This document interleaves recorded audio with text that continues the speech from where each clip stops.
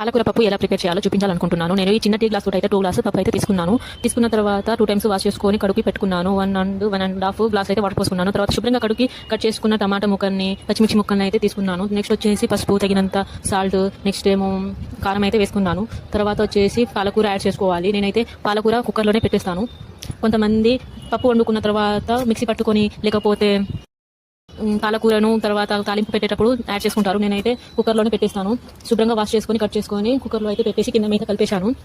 Next వచ్చేసి water సరిపోతాయో లేదో అనే డౌట్ తోటి కొంచెం అయితే వాటర్ యాడ్ చేసుకున్నాను. ఇలా వాటర్ యాడ్ చేసుకున్న తర్వాత క్యాప్ పెట్టేశాను. పెట్టేసిన తర్వాత గ్యాస్ స్టవ్ వెలిగించుకున్న తర్వాత 2 or 3 విజిల్స్ వచ్చేసాక బంద్ చేసేయాలి. నేనైతే 3 విజిల్స్లోనే కుక్కర్ అయితే బంద్ చేసేస్తాను. కుక్కర్ని చల్లారించిన తర్వాత పప్పు కొంచెం చల్లారిన తర్వాత మూత తీసి పప్పునైతే ముద్దలాగా కలుపుకోవాలి. నాకైతే వాటర్ ఎక్కువైనట్టు అనిపించింది. ఏం పర్వాలేదు, ఒకవేళ వాటర్ తక్కువైనా పప్పు మాడిపోతుంది. ఎక్కువైనా పర్వాలేదు అని తక్కువ